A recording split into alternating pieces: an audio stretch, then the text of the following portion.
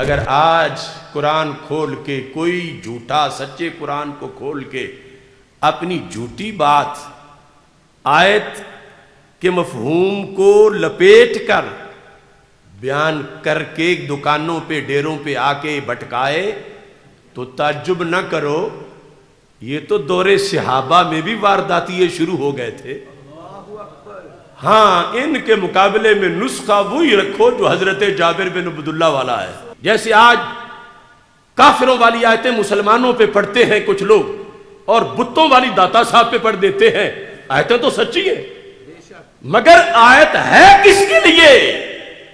قرآن بات کرے ابو جہل کی اور شیطان بات کرے اس جگہ پہ فٹ کر کے داتا صاحب کی، تو فرقہ واریت تو وہ کر رہے ہیں۔ کتاب الایمان مسلم شریف، اس میں 179 صفحے پر جو حدیث ہے اس کے لحاظ سے میں وہ ویسے تو پوری رات شاید گزر جائے لیکن میں اس کی صرف ایک جھلک پیش کرتا ہوں آپ کے سامنے، اور ان لوگوں کو چیلنج ہے جو کہتے ہیں بس ان کی اپنی روٹی کا مسئلہ ہے اور کوئی یہ ادھر کھینچتا ہے کوئی ادھر کھینچتا ہے، بات تو ہے ہی نہیں جب قرآن ایک ہے۔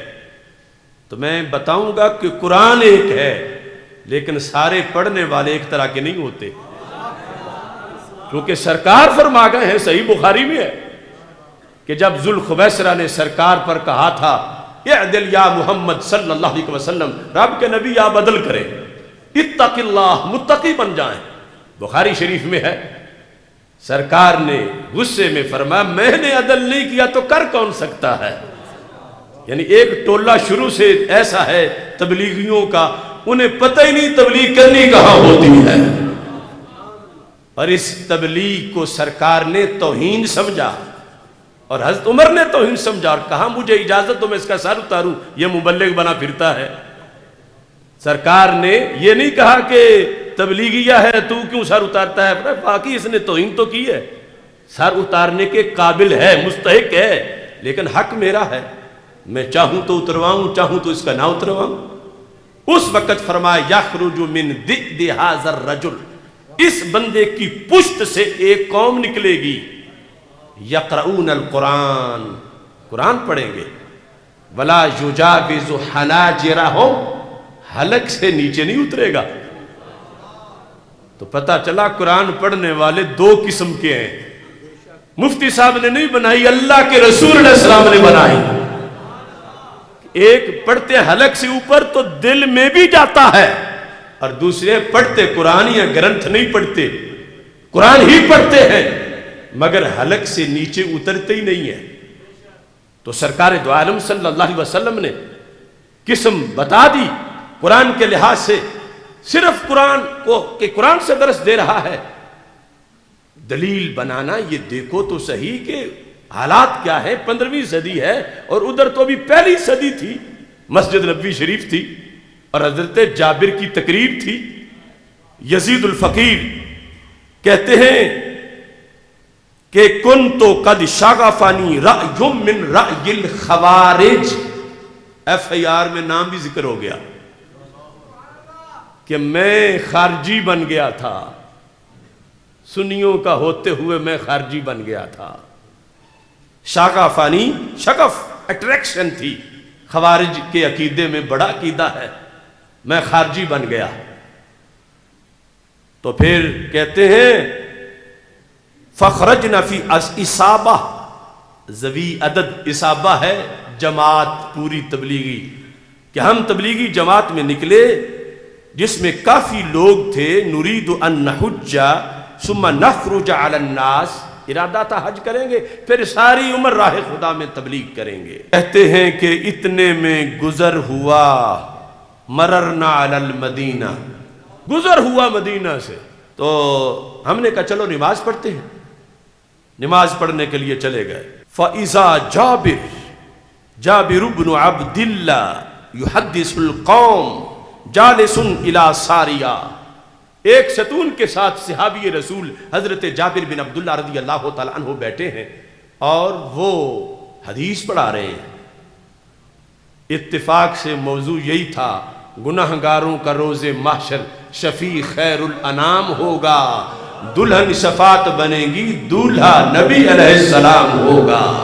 ادھر وہ گرتوں کو تھام لیں گے، ادھر پیاسوں کو جام دیں گے، صراط و میزان حوض کوثر یہیں وہ عالی مقام ہوگا، آنا لہا کہہ کے آسیوں کو لیں گے آغوش مرحمت میں، عزیز اکلوتا جیسے ماں کو نبی کو اپنا غلام ہوگا۔ جہنم سے نکال کے جنت دینا بتاؤ مشکل کشائی ہے یا نہیں؟ مشکل کشائی ہے۔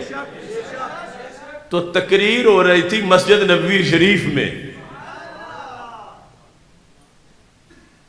لاہور کی بات نہیں، مسجد نبوی شریف میں تقریر تھی جابر بن عبداللہ رضی اللہ تعالیٰ عنہ کی، سرکار کی یونیورسٹی کے فارغ التحصیل، اور زمانہ ابھی صحابہ کا تھا، لیکن وہ سطف تارک و سین والی بات جو ہے اس کے کچھ نہ کچھ آثار آ گئے تھے، اگرچہ تھوک کے لحاظ سے تو بعد میں ہوا۔ قد ذکر الجہنمیین، یزید الفقیر خود کہتے ہیں انہوں نے جہنمیوں کا ذکر کیا، اور پھر اس میں یہ تھا کہ یوں شفاعت کی حدیثیں بیان ہو رہی تھیں کہ سرکار چلو بھریں گے، ایک چلو میں کروڑوں کو بٹھا کے جنت لے جائیں گے، تو خارجی سے یہ برداشت کیسے ہو؟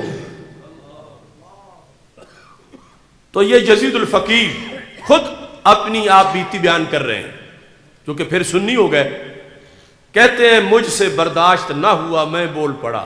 اب اگلا جملہ سنو، کتنا جھلسا ہوا جملہ ہے، یعنی غلط سوچ پر مشتمل، ویسے لفظ تو سارے مقدس لفظ ہیں۔ یا صاحب رسول اللہ صلی اللہ علیہ وسلم ما ھذا الذی تحدثون، اے صحابی رسول صلی اللہ علیہ وسلم یہ کیا تم حدیثیں بیان کر رہے ہو؟ مطلب دوسرا مطلب یہ کتنی غلط تقریر کر رہے ہو صحابی ہو کے، یعنی یہ بطور خاص قانون ہے نا کہ مشتقی پہ حکم لگے تو مبدا اشتقاق اس حکم کی علت بنتا ہے۔ بولے صاحب رسول کہہ کے ہٹ تو یہی کر رہے تھے، چلو کوئی دور کا ہوتا تو اور بات ہی، تم صحابی ہو کے ایسی تقریریں کر رہے ہو کہ قیامت کے دن بھی نبی کو اتنا اختیار ہوگا اور یہ مشکل کشائی ہوگی کہ جہنم سے نکال لیں گے۔ یہ یزید الفقیر نے اعتراض کیا۔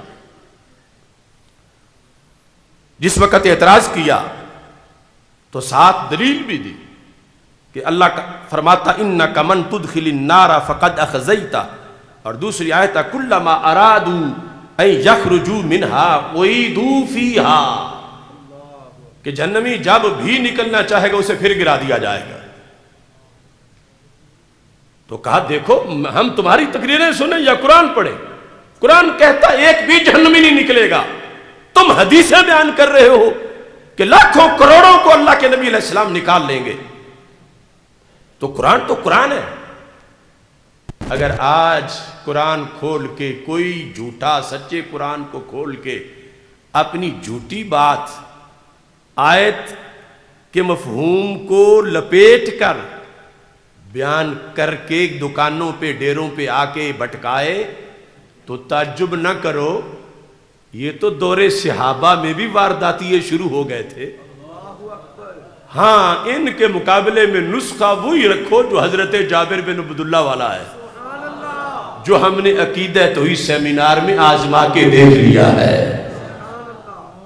تو حضرت جابر بن عبداللہ رضی اللہ تعالی عنہ آپ نے یہ ارشاد فرمایا اتقرأ القرآن، تم قرآن پڑھتے ہو؟ قلت نعم، یزید الفقیر کہتے میں نے کہا ہاں قرآن پڑھتے، آیت بالکل ٹھیک پڑھی ہے۔ تو انہوں نے کہا فہل سمیت بمقام محمد علیہ السلام الذی یبعثہ اللہ فیہ، وہ جو مقام محمد علیہ السلام والی آیت ہے قرآن میں وہ تم نے پڑھی ہے؟ کہتا ہے میں نے کہا نعم پڑھی ہے۔ عسیٰ ان یبعثک ربک مقاما محمودا، قال تو حضرت جابر نے کہا فَإِنَّهُ مَقَامُ محمد صلی اللہ علیہ وسلم المحمود الذی یخرج اللہ بہ من یخرج، یہی وہ مقام محمود ہے جو آیت میں ذکر ہے کہ جہاں سرکار کھڑے ہوں گے اور کروڑوں جہنمیوں کو پکڑ کے جنت میں داخل کر دیں گے.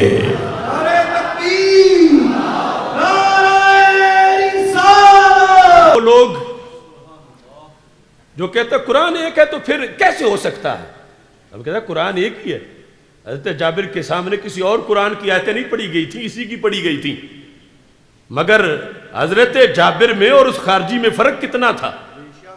زمین و آسمان سے زیادہ. خارجی کہہ رہا تھا جہنم سے ایک بھی نہیں نکل سکتا. حضرت جابر بن عبداللہ کہتے تھے کروڑوں نکلیں گے، سرکار نکالیں گے. اب سچا کون؟ قرآن بھی سچا ہے، حضرت جابر بھی سچے ہیں، لیکن بد عقیدہ وہ ہے جس کو خارجیت نے ڈس لیا تھا، وہ بد عقیدہ ہے. تو اس کا روگ ختم کیسے ہوا؟ تو حضرت جابر بن عبداللہ رضی اللہ تعالی عنہ کا طریقہ کار واضح کر رہا تھا.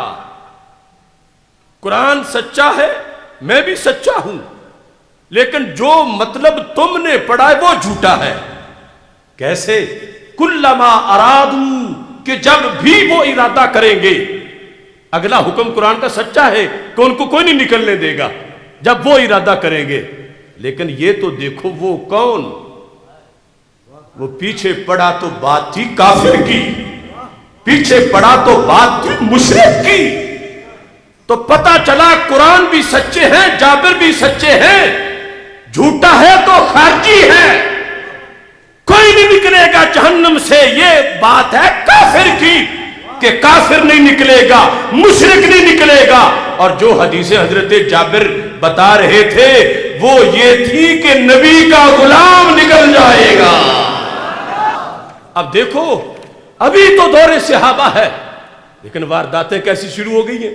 قرآن کا تو لفظ نہیں بدل سکتا، مگر جو وارداتی ہے وہ پیش کر کے واردات تو کر سکتا ہے کہ حکم کسی اور کا سناتا پھرے. عوام کو کیا پتا کہ کس کی پیچھے بات ہو رہی تھی. جیسے آج کافروں والی آیتیں مسلمانوں پہ پڑھتے ہیں کچھ لوگ اور بتوں والی داتا صاحب پہ پڑھ دیتے ہیں. آیتیں تو سچی ہیں، مگر آیت ہے کس کے لیے؟ قرآن بات کرے ابو جہل کی اور شیطان بات کرے اس جگہ پہ فٹ کر کے داتا صاحب کی. تو فرقہ واریت تو وہ کر رہے ہیں. ایسا ہونے پر یہ کتاب الایمان بخاری دور صحابہ میں ایسا ہوا. اور جابر بن عبداللہ رضی اللہ تعالی عنہ کے پاس جو یزید الفقیر ساری بات بتا رہے ہیں، وہ کہتے ہیں جب حضرت جابر رضی اللہ تعالی عنہ کی ہم نے گفتگو سن لی، فواللہ ما خرج منا غیر رجل واحد، کہتے سب نے توبہ کر لی سوائے ایک کے. سب نے توبہ کر لی. ہم سارے ہی واپس چلے گئے گھروں میں کہ ہمارا تو بھی اپنی اصلاح ہونے والی، ہم نے تبلیغ کیا کرنی ہے.